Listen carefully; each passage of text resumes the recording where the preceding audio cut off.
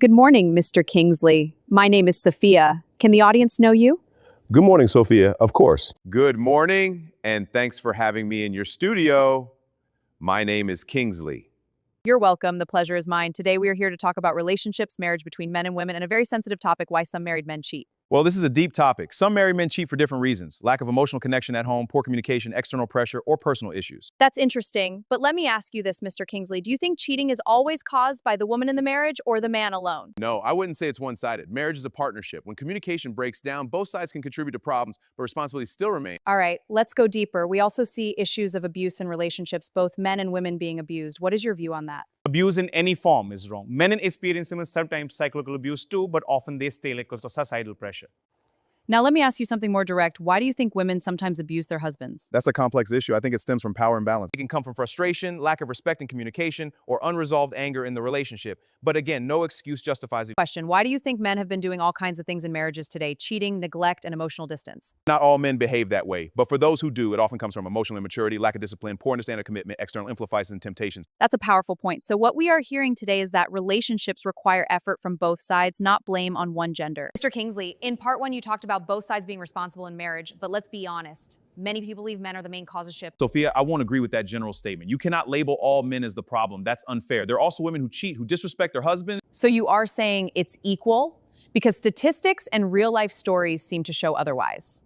No, don't twist my words. I said it depends on the individuals. You cannot put blame on one gender. That mindset itself is part of the problem in society today. But Mr. Kingsley, let's not avoid the truth. Why do so many men cheat and still expect loyalty at home? Is that not double standards? And why do some women emotionally neglect their husbands? Why do some provoke their partners and expect peace? We must talk about both sides honestly. I am talking about responsibility. A man chooses to cheat. Nobody forces him. All right, let's bring it back. Let's talk about abuse in marriage. Some say men are not taken seriously when they are abused emotionally. Do you agree? Mr. Kingsley? Yes, I agree. Many men suffer silently. They are mocked if they speak up, but society only focuses on one side of the story. But doesn't silence also make the problem worse? 25. Yes, it does. But fear of judgment keeps many men quiet.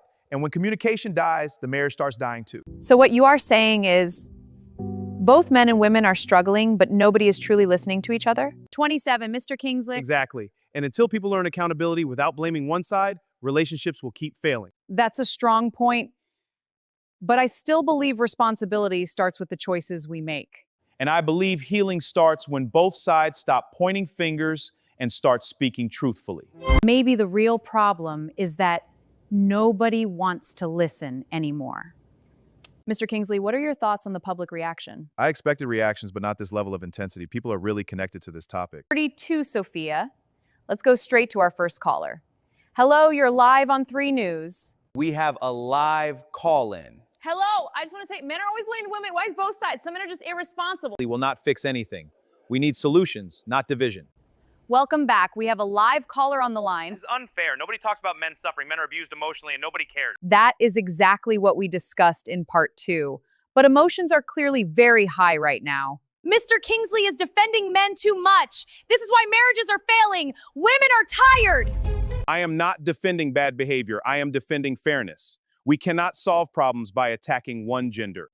Okay. Let's pause for a moment. We are getting very emotional responses.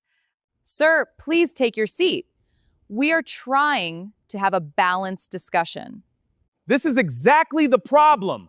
People don't want conversation anymore. They want sides. Mr. Kingsley, please sit down and calm down. No, I think this conversation is no longer productive. Mr. Kingsley, please don't leave the set. When people are not ready to listen, there is no point speaking. Thank you, Sophia, for allowing me to come back. And to everyone watching, I want to say this clearly. I apologize for walking out. Thank you for saying that. It takes courage to return after such a moment. Can you tell us what made you come back? I realized something. Walking away doesn't solve the problem. This conversation is bigger than me, bigger than one opinion. People are hurting in relationships and they need honest dialogue. And that's exactly why today we're not doing this alone. We've invited a specialist to guide this conversation. It's actually very common. Strong emotions, misunderstanding, and reaction instead of reflection. Doctor, let me ask you directly, why do conversations about marriage quickly turn into conflict? Because people don't feel heard. When someone speaks from pain and the other responds with defense, it creates tension instead of understanding. That's exactly what happened here. I felt like I had to defend men instead of explain. And I pushed harder because I wanted accountability. Both of you were right, but the delivery created conflict. Let's address the main issue again. Why do marriages struggle today? But this time with solutions. A major factor is poor communication. Marriage struggles because people stop communicating honestly, pride replaces understanding, and expectations are not discussed clearly. Emotional intelligence is lacking. Many people enter marriage unprepared, and unresolved personal issues are carried into relationships. So what is the solution? The solution is collaboration and innovation. Sophia, I may not have agreed with everything you said, but I respect your perspective. Maybe this is what relationships need, not perfection, but understanding. And the willingness to stay even when it gets uncomfortable. Because growth only happens through honest conversation. Thank you for joining us. And remember, healthy relationships are built, not assumed.